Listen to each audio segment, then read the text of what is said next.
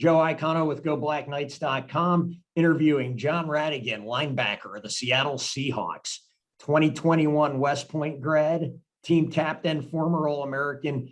John, Charles Grievous at GoBlackKnights.com, who's my publisher, just wanted me to start off and kind of familiarize some potential non-Army fans with your story who may not know about it. I think it's a really cool story as far as football goes and football success. That you're a linebacker on the West Point team, hadn't really seen a lot of action with the starting defense through your Cal year or junior year. You were a stalwart on special teams, but it certainly wasn't because you couldn't play. You were backing up Cole Christensen, who's with the LA Chargers now, of course, and James Nautigal, who in my opinion is one of the better linebackers that Army's had over the last decade or so. And then you broke into the lineup your senior year, which was awesome, and tied for the team lead in tackles with Eric Smith, and ended up becoming an All-American, which is a really unique achievement at West Point, and then got picked up obviously as an undrafted free agent by the Seattle Seahawks this offseason. So, really just kind of want to get in and talk about your transition from college ball to the NFL, and just ask you, when you were a Cal working on special teams and trying to break into the starting lineup at Army, did you ever imagine that 2 years later you'd be playing for the Seattle Seahawks or any NFL team? That's a great question, sir. And, I did, because a part of me never wanted to give up that childhood dream, especially while I was still playing. So I always tried to have the mentality that if that were an opportunity, I would certainly jump on it, because, that's something that I think while you're playing, you always dream of. You always dream of being the most elite at what you're doing. And, even though I didn't really have the role that I had wanted in college at that point, I knew that there was still time for me to turn things around and elevate my game. And so that's exactly what I needed to do. And I stayed focused to that. And it's wonderful where it's led me. That's awesome. Yeah. I think, the takeaway there is, from talking to enough elite level athletes, is, you guys always believe, and that's usually why you succeed. So that's really cool. Let's talk about your transition from college ball to the NFL.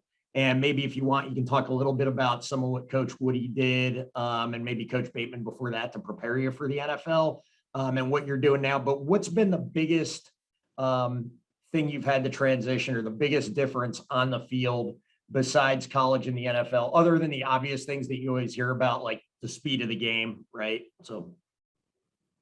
Yeah. I mean, the speed of the game is certainly something you got to anticipate. And like you said, everybody mentions that. I think one thing that goes unnoticed that is certainly a big jump is just pre-snap, understanding what is coming and what you got to do to get around that, or, whether that's playing defense or playing special teams. I mean, everybody goes through it out there, all 11 guys on the field.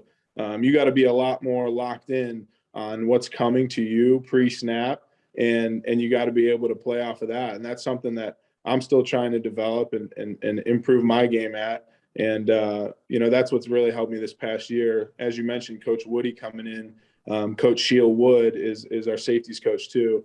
They taught me a lot about the game, and they changed things up a little bit. And Coach Wood, I mean, he was a great linebacker coach for me.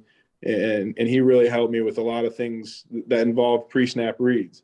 So I think that's definitely helped me improve my game, and that's what I'm continuing to improve on too while I'm up here in Seattle.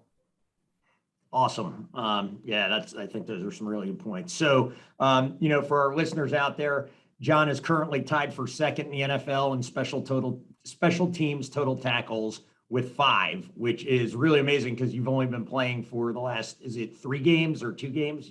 You've been in the lineup on special teams. I've played. I was elevated on the season opener, so I have. So it has been all 5. Okay, good deal. So tell me a little bit about kind of why you think you've been so successful on special teams, and kind of what seems to be a nose for the football, and being able to go down there and make key tackles.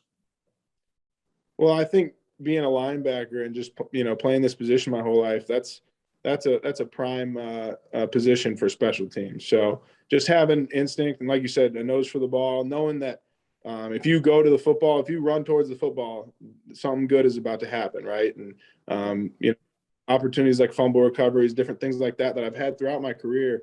That's really just go to the football, and that's easy. That's effort. That's running and knowing that at the end of the play you're going to be around the football. I think success with special teams. I mean, when just the improvement from the past 5 weeks, the season opener to now, I think, just getting reps under my belt and the experience has really helped. But I'm in a room with amazing special teams players and coaches. So certainly Who's everybody. your special teams coach with Seattle? The coordinator is Larry Izzo. Okay. So played, he was a big time player on special. He was a special teams ace for, over a decade. So he brings a lot of experience to the table, and we've got Nick Ballore, Cody Barton, DJ Dallas, guys that have just been performing like crazy on special teams, Ryan Neal. So we've got a really good unit, and it's really comforting to be around because that's how I play the game, and that's the style out here. So things have been really good on that end. Awesome. That's super cool. So along those lines, could you discuss the key fumble recovery you had against the 49ers that I think a lot of us got to see either live or on YouTube? What did you see on that play that, like you said, it seemed like you were just running to the football, but was there anything special or unique you did on that play that helped you land on the ball and get that recovery at just the right time? Yeah, that was an interesting play. Because I had seen him, you track the football initially when you're running down on kickoff. So I had seen him muff the ball, and then I didn't know if that was a misread or not because he was running with the ball again. And then I saw someone kind of fly in, and I was making my way around the block, working on what I needed to work on. And like I said, if you go towards the football, you never know. Someone might rip it out. Someone might punch it out. And that's really what happened. DJ Dallas got in there a little bit, shook it up. We just had guys flying all over the place, but I was fortunate enough to be in that position that, got a turnover on special teams. That's a game-changing play for us, and that's our goal every week. So, we were all really pumped up about that. Yeah, that was awesome. There was a lot of Army fans and Seahawks fans who were excited about that play. So it's good stuff. So the next part's going to be interesting. I'm going to talk a little bit, but I think you're going to like where this is going at the end of the day. So I'm a firm believer that you don't make this amazing journey that you've been on, John, without a lot of support from some loving parents. And we had an opportunity to speak with your mom and dad, Debbie and TJ. And this is what they had to say about watching you blossom into not just an NFL player and West Point grad, which are two amazing accomplishments in and of themselves. That's a really small club, right? But just the overall young man that you are today. And here's what they had to say. So they said, John is the youngest of three brothers. We're very proud of all three of our sons. John grew up on the sidelines of his older brother's football, basketball, baseball, and lacrosse games. They were great role models for John from day one. Academics were just as important to them as their work on the field. Learning from his brothers set John up for success. Whether John was a Seattle Seahawk or a second lieutenant beginning his career in the U.S. Army, our pride would be no different.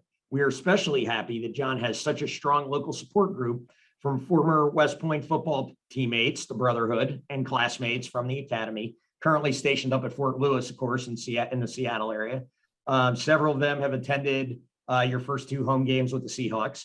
So what John has endured and overcome in the last 18 months is a testament to his strong will, character, perseverance, many of which were developed during his time at West Point. We're happy for him in this journey that he's on. Go Army. So what does that kind of quote from your parents say about you or say to you, or just if you could give me your reaction to hearing such awesome words from your parents? Yeah, no, that's awesome. I appreciate you reading that. It certainly means a lot to me because, I love my parents. I love my family, but both my older brothers, that I grew up competing with, they pushed me. Everybody in my family has pushed me to get to this point. So for them to be so appreciative and supportive, it means the world to me. It's pretty awesome. I appreciate you reading that. Yeah, no problem. That was super exciting for me to be able to read that and look at those comments.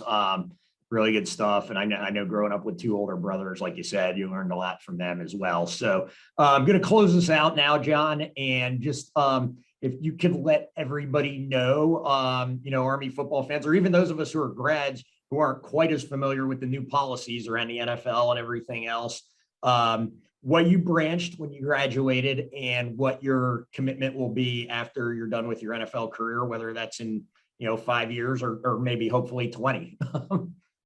Right. Yeah, the policy. So the policy has changed, as you mentioned. Your teammate back in the day. It's changed throughout the past decade, certainly past couple of years. And what it is now, we still owe service in some sort if our career gets to that point. Cameron Kinley, I think he just graduated from the Naval Academy, had a shot with the Buccaneers, and now he's going back into the Naval officer, like he's going back to their bulwark. Right now, I'm focused on football, and that's amazing because the military is allowing us to be that way. I'm in the IRR, which is the 3 years that you serve after the 5 years of active duty. And then, at that point, I'll worry about it after football, just because that is Makes my sense. profession. But I certainly love the military connection that we have out here, and just the ability to represent the military, West Point, and the Army in general. It's so special to me. There's a lot of great people, that have helped me get to this part of my journey. And, it's just kind of, I'm forever in debt to those people in those places. Same thing with the letter you read, about my parents. There's a lot of people that have helped me along the way, and I certainly wouldn't be here without West Point. So the Army service will come after my playing career, like you said, whether that's 5 years from now, 20 years from now, at some way, some point or another. It'll either be active duty or service to the government. Awesome. Thanks a lot, John. Appreciate it. Last parting words, I guess. You guys play Sunday night this week. Is that right?